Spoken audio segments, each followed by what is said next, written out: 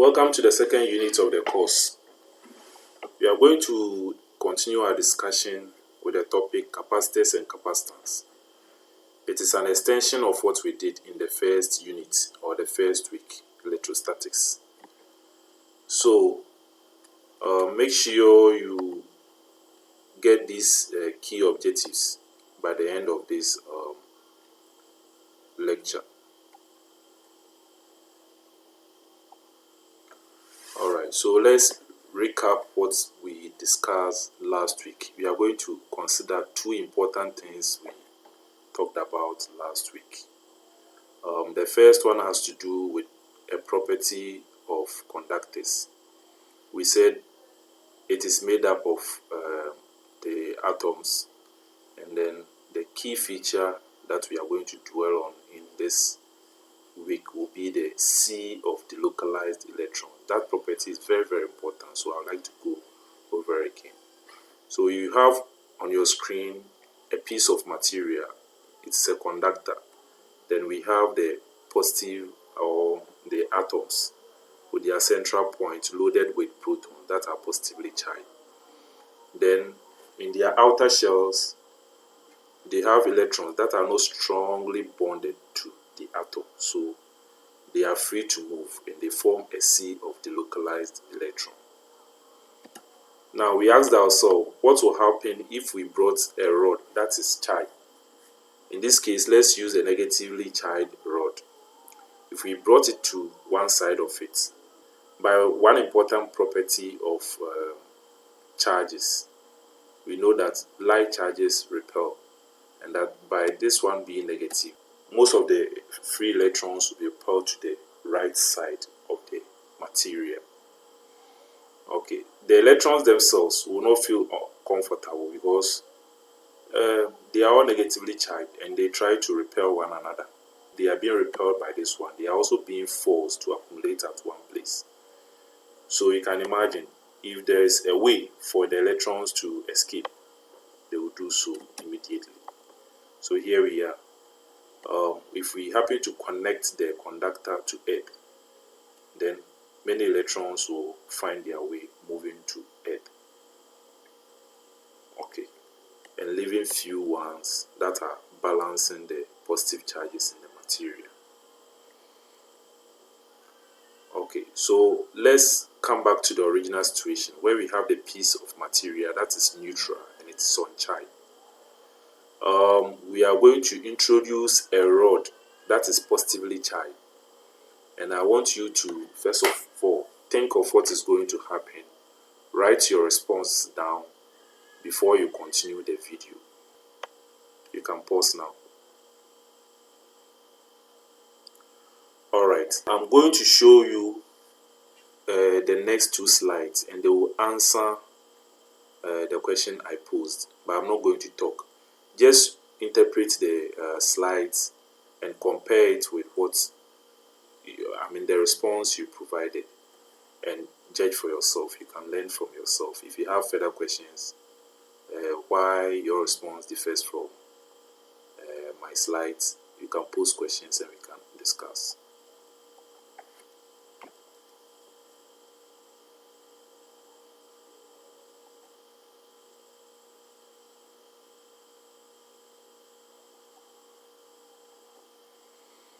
Alright, we are going to talk about the second important feature from last week.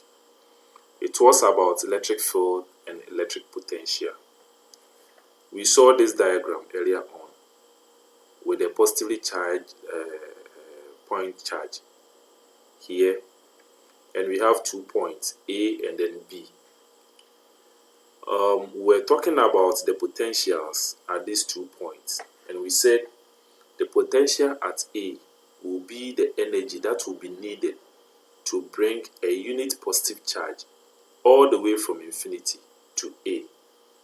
A unit positive charge from infinity will have to be forced against the electrostatic force of repulsion by this central charge here before you can place it here. So somebody will have to force it. Somebody will have to apply energy in order to place it here. So that energy that will be needed to put a unit charge a unit positive charge here is what we call the potential at this point. Likewise, the energy that will be needed to bring a unit positive charge from infinity to place at B will represent the potential at point B. From the equation of potential, we realize that the further away the point is from the charge, the lower the potential, because potential is inversely proportional to the distance r. So the longer the distance, the lower the potential. So as you can see, this point is closer to the charge, so the potential is very, very high. You need so much energy to place a unit charge here. Then this one is further away, so the potential is relatively low. Okay. Then we also talked about potential difference. That will be the difference between the potential at these 2 points. So if you have a potential of 3.6 millivolts at A, point A, and we have a potential of 1.9 millivolts at point B, then the potential difference will be 3.6 minus 1.9, giving us 1.7 millivolts. What it means is that we will need 1.7 millijoules of energy to move a unit positive charge from A to B. Indeed, normally positive charges will not move because they are heavier and they are more fixed.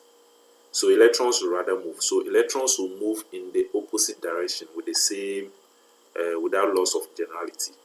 So instead of moving positive charges from A to B, we can move negative charges from B to A, and we will need the same amount of energy. That means the electron will have to lose energy, share energy, in order to be moved from B to A. Keep this point in mind. Keep this point in mind. Now to the business of the day. We are talking about capacitor. And capacitors do store electric energy in the field that the charge is set up. We will see very soon what this one means. Now, the energy that the capacitor will store will normally come from a dry cell or a source of electricity, a generator, or from a kosombo, wherever electricity is generated. Let's come to our homes and use a simple cell. Here we are. We've connected it to a capacitor. The capacitor is initially uncharged. That means there are equal number of electrons and protons, so it is neutral, and the circuit is not closed yet. So once the capacitor is uncharged, the potential on either plate is 0. There's no potential at all on either plate. But then when we come to the battery or the cell, the positive terminal is at a higher potential and the negative terminal is at a lower potential. The positive terminal is at a higher potential. Now we've closed the switch. The higher potential end of the dry cell will start attracting electrons from the left plate of the capacitor. It will draw electrons from there, and this plate will be deficient of electron. In that case, there will be excess protons and it will be positively charged. The positive charge on this one will in turn induce electrons on the right plate of the capacitor. That means the positive charges here will start attracting electrons. Will try to pull electrons on the plate. So the plate will in turn draw electrons from the cell, from the negative terminal of the cell, and in effect, the right plate of the capacitor will have excess electrons.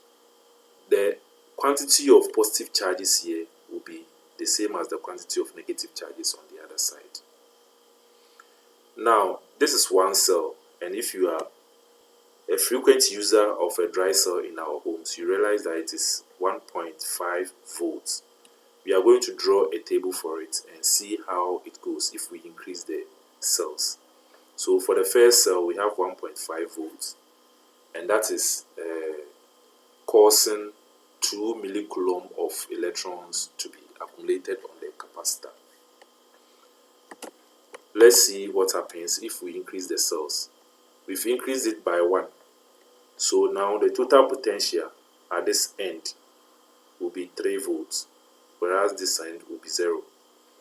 And that is causing more electrons to be drawn from the left plate.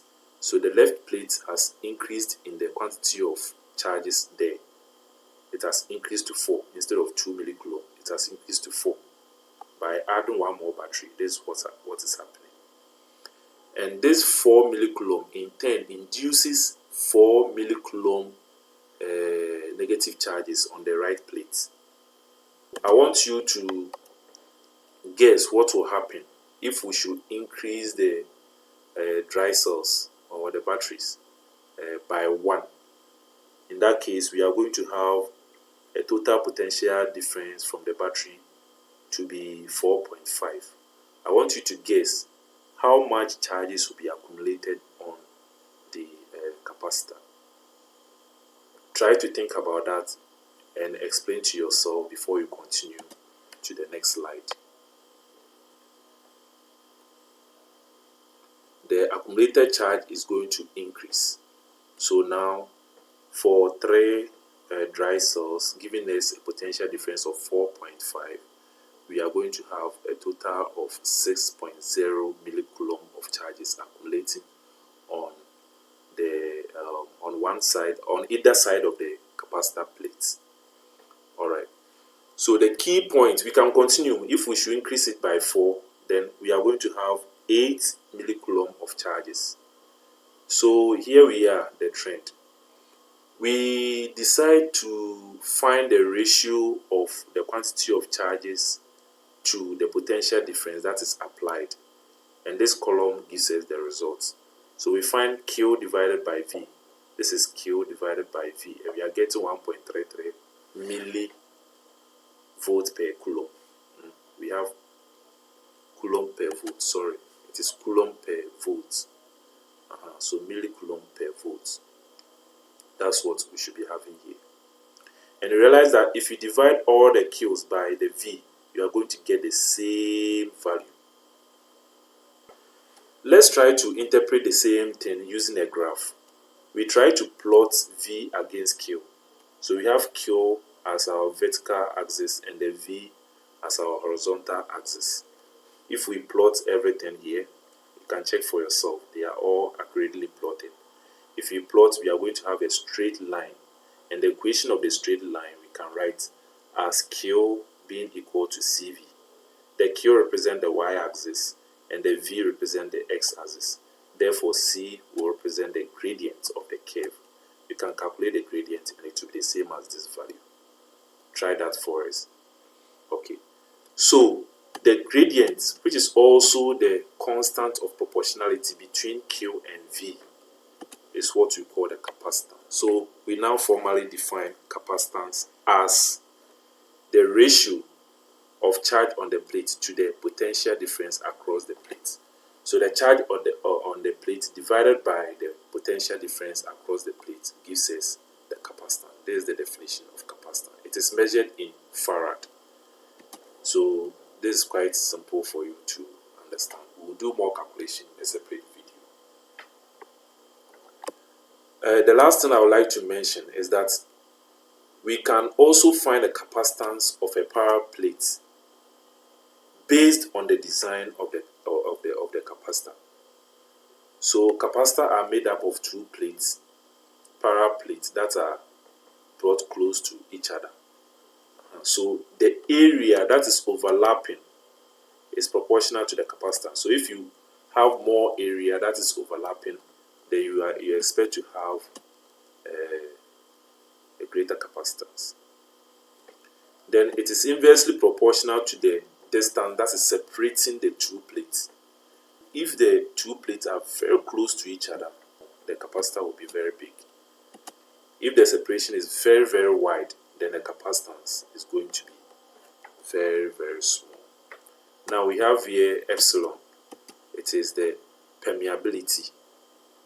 In free space or in vacuum, that value will be 8.85. We've made this permeability when we're considering Coulomb's law, so you should be familiar with this one. You just have to point this value in place here, multiply by your area, divide by the distance separating them, and that will be it. You'll be able to calculate capacitance. So keep these 2 points in mind. You can calculate capacitance from the design of the capacitor itself, or from the experimental values. That's the quantity of charges accumulated on them, on the capacitor, divided by the voltage. So that's it for the first lecture of this week.